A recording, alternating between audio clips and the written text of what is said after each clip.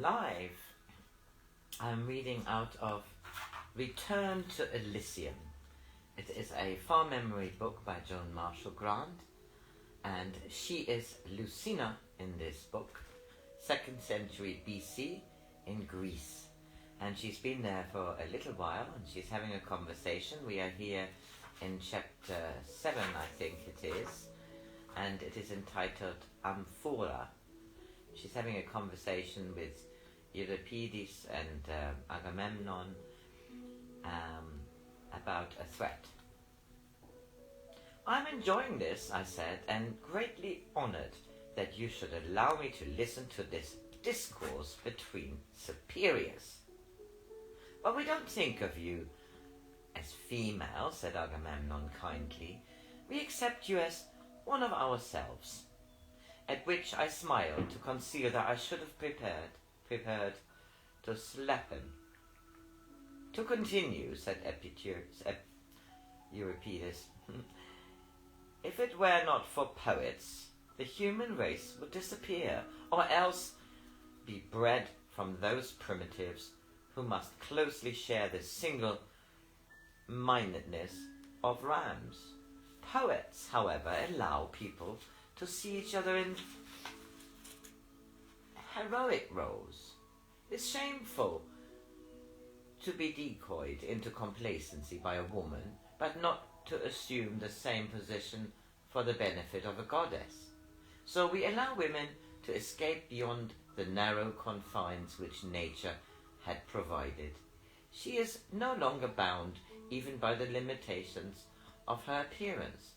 She can paint her face to resemble some improbable ideal, arrange her hair as a net to ensnare the unwary hunter. She is no longer a female, she is Selene, hot to the scent of an Endymion, while he, poor foolish shepherd, is content to dream until he wakes to find her satisfied. So poets are not only the fathers of the race, but the rulers of the Olympus, said Cleon. No poets, no children, no poets, no gods.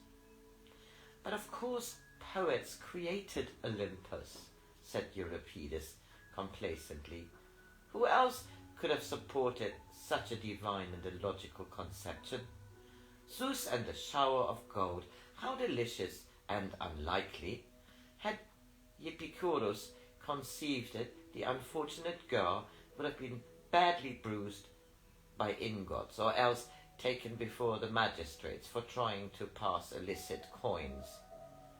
And Leda, he would have sent her to the poultry yard and hurried away to think how to use a swan's egg for phenomenal size. He might perhaps have marked the occasion by seasoning the dish with asphodel, which is inferior to the common onion, and no doubt highly indigestible. Asphodel is often planted on graves, remarked Narcissus somberly. Some people use it to kill mice, I said hastily. Cleon followed my lead. It is also said to be beneficial to pigs. I forget whether they are supposed to eat it or hang it in their sties to conceal from themselves their less agreeable qualities. Or do pigs enjoy their own smell? I've often wondered. A farmer, said Euripides, Cleon nourishing secret thoughts about swine. How charmingly bucolic. Do you see Lucina as a ripe Hebe, carrying a cornucopia which you have beautifully filled with the fruits of your toil? I must put you in a play. It shall be performed in late summer, so that the chorus can wear wreaths of corn and carry pumpkins. He struck an attitude. I can see it quite clearly. Plump young women with lavish breasts to echo the fertile curves of gourds and melons, and a quantity of pomegranates, or do you consider them too virginal? There is something very unawakened about a pomegranate. There would probably be something very unawakened about the audience, said Agamemnon, still hoping to wrest victory. Surely you would not fill all the seats with your friends? We know that the warrior must occupy his leisure by deep draughts of leith to conceal from himself that he cannot bring some laurels which do not rapidly wilt in the rarefied air of cultured intercourse. But surely it is his duty to replace the population that he and his kind so frequently deplete, instead of straining his little intellect by listening to his superiors. I doubt whether you would have found it so easy to compose if the Persians had taken Athens, or even the Romans. You misunderstand me, Agamemnon. I was not trying to decree Greek warriors who have fought well in defiance of our culture, but warriors as a creed. He pretended to shudder. So barbaric, this glorification of destruction. Such crude colors, old blood and tarnished metal, and the distressing yellow of decaying wounds. Stop it, Euripides, said Cleon sharply. You know we are trying to keep off unpleasant subjects. Can't you and Agamemnon have a quarrel about something else? A quarrel? Was I having a quarrel? He turned to Agamemnon. I thought it was only a friendly discussion on the relative merits of poets and other species of the human animal. Agamemnon blushed. I was only joking. Cleon shouldn't have taken us seriously. As the only female present, I said, still somewhat annoyed that I was considered to be of an inferior sex, I hesitate to suggest that as Asclepius had not provided us with servants, we had better go to the house and do something towards making it comfortable, and seeing if we can cook. Or will Epicurus attend to the meals? I'm better in theory than in the sordid effort of actual preparations, he said genially. But no doubt I shall think of some new and delicious conceit under the inspiration of so delightful an assistant. You will assist me, Lucina, if I do the more unattractive tasks, such as cutting up raw meat and peeling onions. Of course I will. Narcissus can make the beds, while the others scrap the floors and light a fire. The house will probably be damp, for it smelled very musty last time I was there. When was that? Said Epicurus. I didn't know anyone went there. Euripides saved me from the need of answering. She comes with me sometimes, when we wish to read lines without being interrupted by an illiterate audience. Oh, said Agamemnon, I thought the house... Never mind, it's not important. You thought what?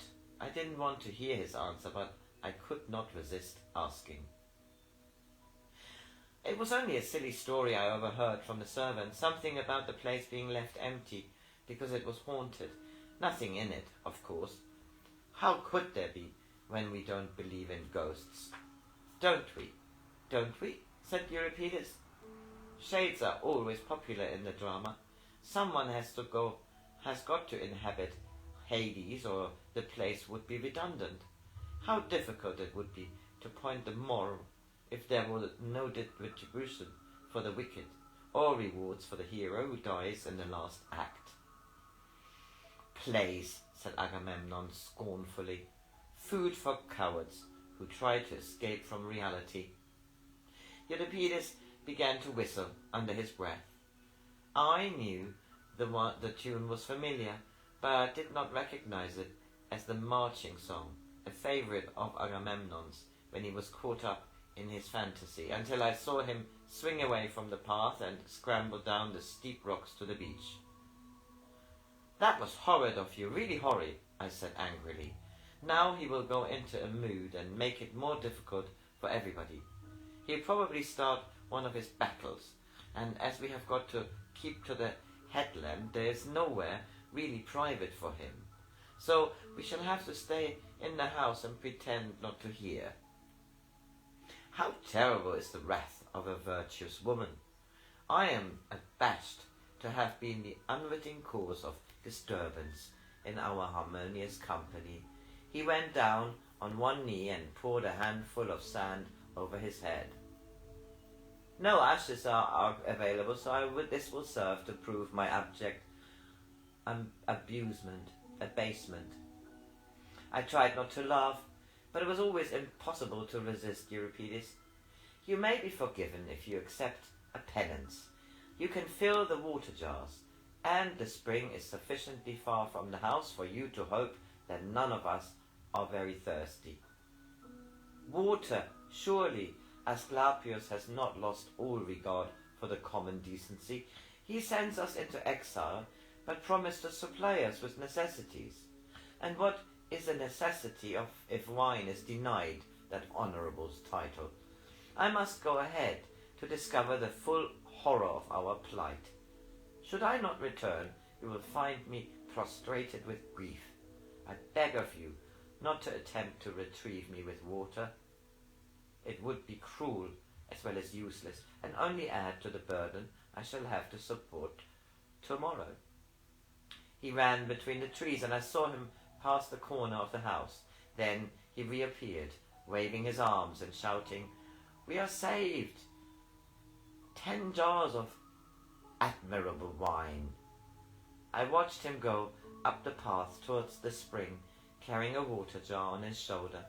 Cleon went to look for Agamemnon. Narcissus and Euripides climbed down to the beach to collect driftwood.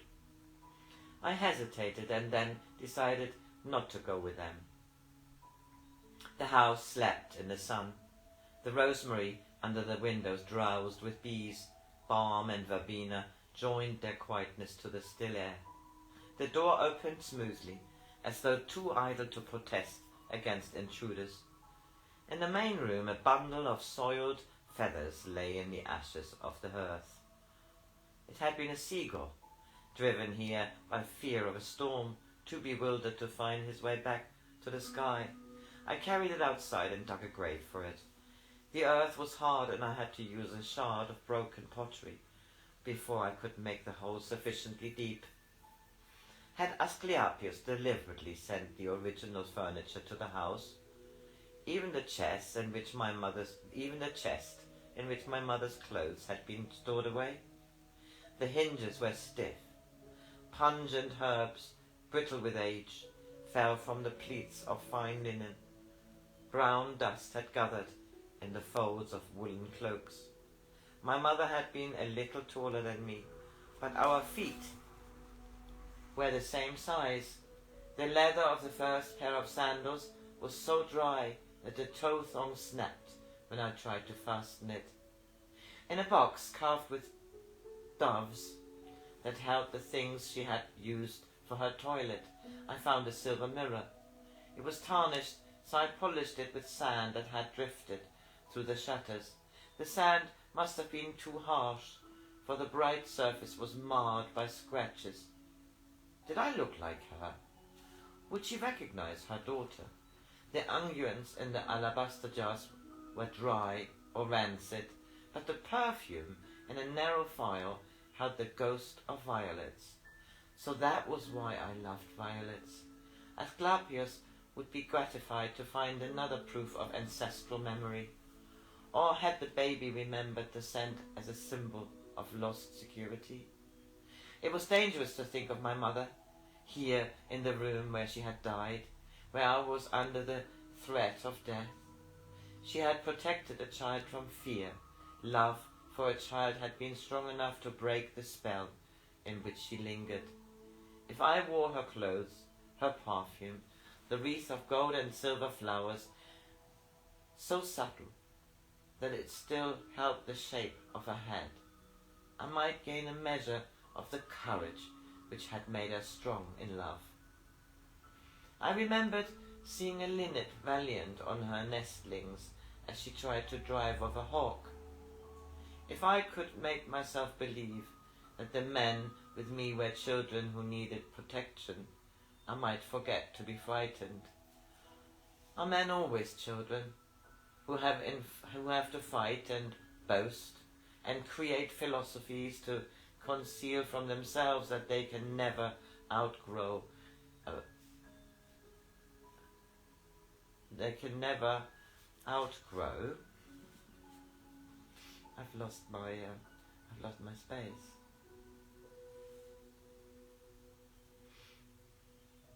Are men always children who have to fight and boast and create philosophies to conceal from themselves that they can never outgrow an incurable adolescence? Do they try to keep women prisoners of the household, to revenge themselves on the nursery from which they never completely escape? Had Narcissus and Praxiteles been trying to find in each other the solace of a foster mother? Perhaps that was why they had been so embarrassed when I surprised them in the cave. And Agamemnon, was he only a small boy, shouting to keep up his courage?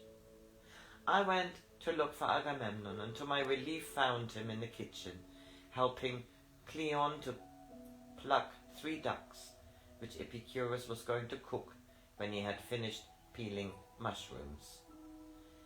Asclepius must be optimistic about our chances, said Cleon cheerfully. There is enough in the storeroom to feed us for a month. Narcissus came through the further door. I've made the beds, he said. We get straw pallets, but Lucina is having the front room. Rugs on the floor, furniture, most civilized. I wish the rugs were not so familiar. I wish the furniture did not remind me that it could watch me die just as easily as it had watched me being born.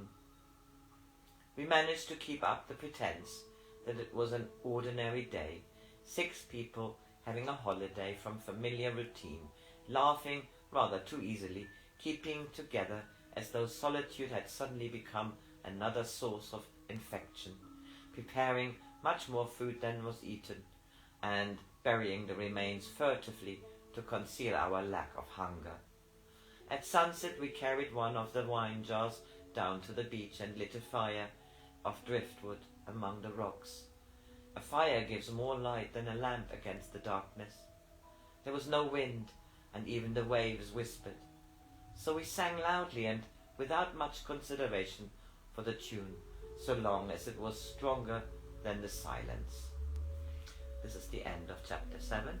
Chapter 8 is entitled Tyrian Purple.